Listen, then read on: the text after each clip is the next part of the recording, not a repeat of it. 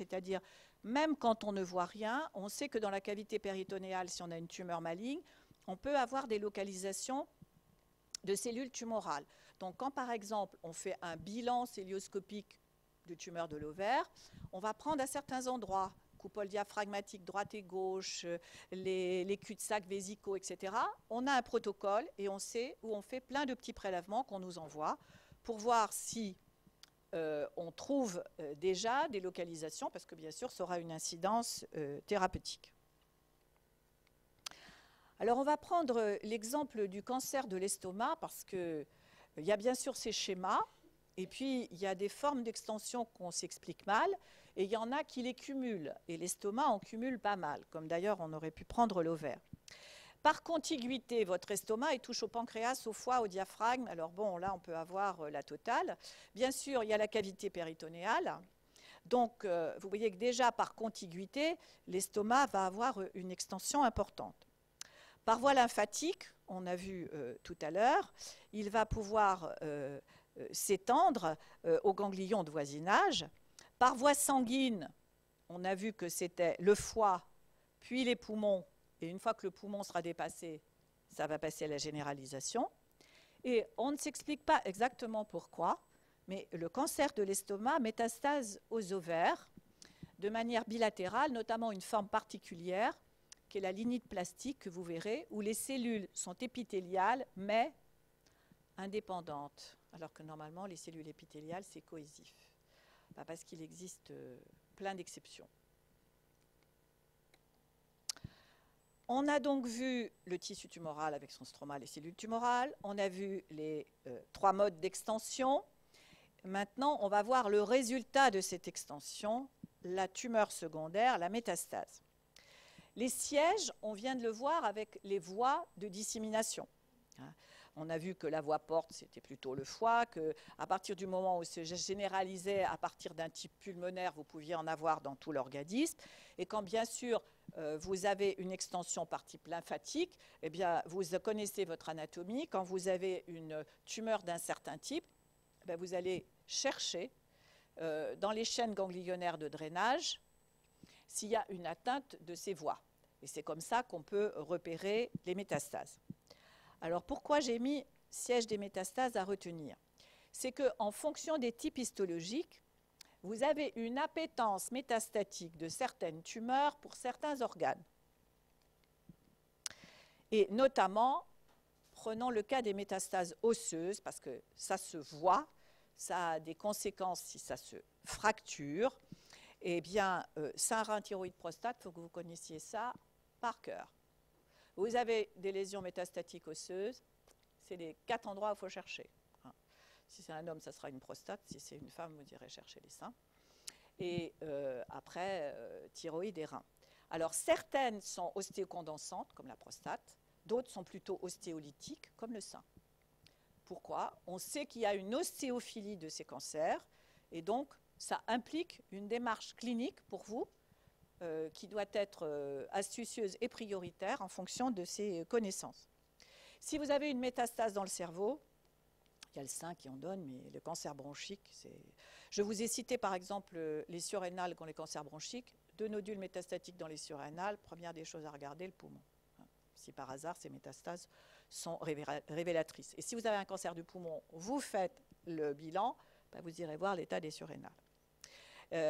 Métastase cutanée du cancer du sein, c'est bien classique, et ovarienne, je viens d'en vous parler avec certains cancers gastriques. Alors, il y a ce schéma qui vous donne, à partir d'une tumeur primitive, et on voit ici les grandes catégories de tumeurs, hein, et la fréquence des métastases. Alors, chez la femme, le sein est passé derrière le cancer bronchopulmonaire, parce que autrefois, elle ne fumait pas, mais maintenant, elle fume, donc le cancer bronchopulmonaire est passé devant. Mais vous avez ici donc les extensions principales.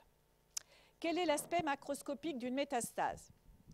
Alors, une métastase, si par exemple on regarde la surface d'un foie, je vous ai dit c'est un nodule, et au milieu une dépression, une ombilication, à cause de la nécrose en général au milieu. Donc elles ont des formes parfois évocatrices. On voit un nodule noir on demande un antécédent, vous n'avez pas eu un mélanome dans vos antécédents, ou on examine le corps et on trouve un mélanome, la pigmentation, dans ce cas-là, va vous aider. Alors la métastase, n'oubliez pas qu'en général, elles sont multiples, mais elle peut être révélatrice et on peut avoir une métastase unique pendant longtemps. D'ailleurs, c'est une des raisons pour lesquelles on peut enlever, par exemple, une métastase hépatique et avoir une survie importante, voire très importante, parce qu'on a supprimé la localisation métastatique, quand par ailleurs, bien sûr, on a pu traiter le primitif.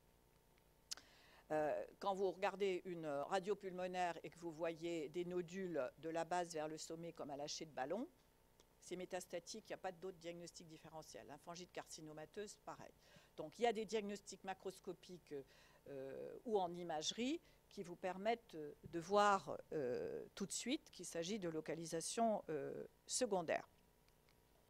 Parfois, elles sont très petites et parfois, elles ne vont pas être évocatrices. Elles sont souvent, pas toujours, mais assez accessibles par rapport même quelquefois aux tumeurs primitives. Donc, on va les biopsier et les regarder. Alors, il faut savoir que la métastase, la fille peut ressembler à la mère, mais pas toujours. Alors, la métastase peut être identique à la tumeur primitive, mais elle peut être moins différenciée, voire très différente, dédifférenciée.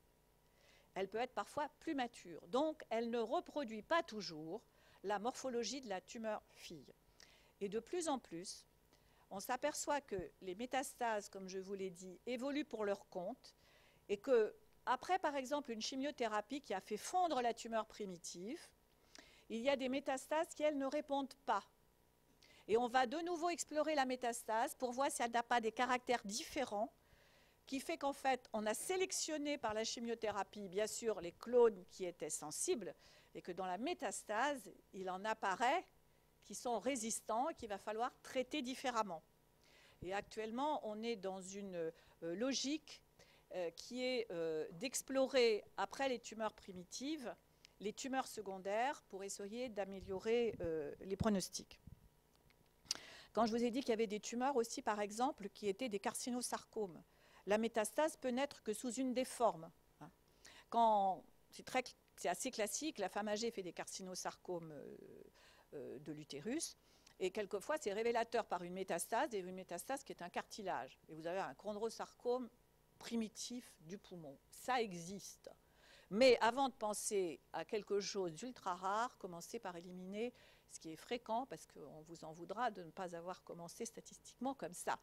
Eh bien, allez regarder l'utérus. Elle a probablement un carcinosarcome dont la partie sarcomateuse a évolué à distance, et la tumeur primitive connue et diagnostiquée avant ou méconnue est probablement utérine. Hein. Donc l'importance de bien connaître ces métastases, leur siège, leur histologie, c'est un élément de cancérologie majeur. Alors ici, il y a aussi des termes comme l'immunohistochimie. On n'a pas le temps dans l'espace-temps qui nous est donné d'explorer tout, mais parfois, une tumeur qui est peu différenciée, on va essayer de la faire parler avec de l'immunohistochimie ou de la biologie moléculaire. Il y a certaines tumeurs qu'on ne reconnaît comme ça. On demande des examens complémentaires. Alors autrefois, on avait l'ultrastructure. Hein, quand on ne voyait pas des tumeurs mélaniques, par exemple, très peu différenciées, on allait chercher les mélanomes au microscope électronique. Longtemps que ça ne se fait plus et que c'est, enfin longtemps, ça fait 15-20 ans, maintenant on a l'immunohistochimie, on a des anticorps de plus en plus puissants et précis. Le risque métastatique, on a vu l'aspect macroscopique, on a vu l'aspect histologique, on a vu comment on pouvait les faire parler un peu mieux. Le risque métastatique, il est fonction du type histologique. Il y a des tumeurs, on a vu, qui avaient des malignités locales, limitées. Plus la tumeur est mature, moins elle est sème. En général, plus elle est indifférenciée et mitotique et à croissance rapide, et plus elle a des facteurs d'angiogénèse, et plus elle va métastaser. L'étendue de l'extension locale, si vous êtes un carcinome in situ, on l'enlève, on est guéri. Si vous êtes déjà avec une tumeur de grosse taille, bien sûr, le risque va être plus important. On verra après la classification TNM. Dans la TNM, il y a la taille. Au point de vue sein, par exemple, on n'a pas fait des progrès sur la longévité du cancer du sein majeur. Ce qu'on a fait comme progrès majeur, c'est de les diagnostiquer plus petites. Donc plus petite, il y a moins de métastases, donc le pronostic est meilleur. Mais à taille de tumeur du sein égale, en 20 ans, on a fait assez peu de progrès. Ce n'est pas le cas de toutes les tumeurs, bien sûr. L'extension régionale, à partir du moment où vous avez déjà une extension métastatique, bien sûr, le pronostic et la survenue d'autres métastases est plus grave. Donc, le fait que ce risque métastatique soit élevé fait que, même en l'absence de métastases, dans certains types de tumeurs, on va faire des chimiothérapies ou des radiothérapies et des curages prophylactiques pour éviter qu'apparaissent ces lésions métastatiques. Alors, il y a beaucoup de classifications et de stadifications des tumeurs. Et il y a, pour chaque type de tumeur, pour chaque organe, il y a des critères qui leur sont propres. Il y a des numéros qu'on appelle les Blue Books, c'est les bouquins bleus de l'OMS, dans lesquels les types tumoraux sont décrits, remis à jour régulièrement, avec des critères diagnostiques, histopronostiques, etc. Et puis, il y a une classification qui est pratiquement pour toutes les tumeurs, même si elle est adaptée à chaque organe, qui est ce qu'on appelle la classification TNM. Le T, c'est la tumeur. On a dit plus elle est petite, meilleur est son pronostic. Et évidemment, il y a même du TIS, qui est la tumeur in situ, qui par définition est stade 0. Donc, pour chaque tumeur, vous avez de 0 à 1 cm, de 1 à 5, plus de 5, etc. C'est la taille de la tumeur, avec des chiffres.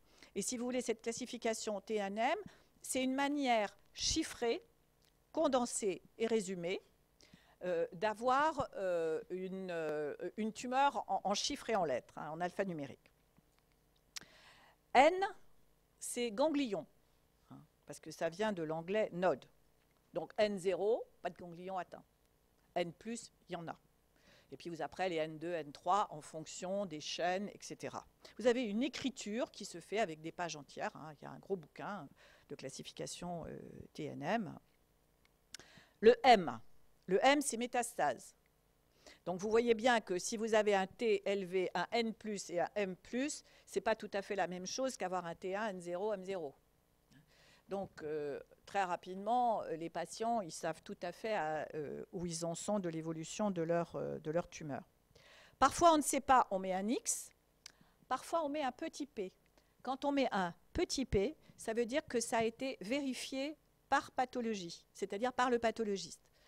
Ça a plus de valeur que si ça ne l'est pas. Parce que, bien sûr, qu'il y a certaines images qui sont très évocatrices, et ça sera sur de l'imagerie. Parce qu'on ne peut pas aller, par exemple, atteindre la tumeur ou la prélever, ou qu'on sait déjà quel est le type de tumeur primitive. Et quand on met un P, c'est qu'il a été vérifié histologiquement. Donc vous voyez, cette classification TNM, c'est une écriture condensée de la tumeur permettant d'apprécier son extension. Et pour terminer, en fait, le compte-rendu d'Anapat permet le traitement des cancers. Il va vous donner un diagnostic, tumeur bénigne, tumeur maligne épithéliale, conjonctive, mixte, son type histologique. Par l'immunohistochimie, il peut parfois vous orienter quand la morphologie ne suffit pas. Alors il faut savoir que dans un service comme le mien à Cochin, on fait déjà une centaine d'immunos par jour. Là où il y a quelques années, on n'en faisait que quelques-unes. Et ça continue d'augmenter. Donc ça augmente les délais de réponse, ça augmente les coûts. Une immuno, c'est à peu près 10 €. C'est quand même des diagnostics très importants pour un coût qui n'est quand même pas élevé, puisqu'à partir de ces sélections, on peut faire aussi de la théranostique, c'est-à-dire sélectionner, puisque maintenant on est dans de la cancérologie personnalisée, des thérapeutiques extrêmement chères qui, elles, sont parfois à plus de 1 000 € l'injection et pendant de nombreux mois et années. Donc vous voyez, le rapport qualité-prix, on est coût efficace, pas trop mauvais.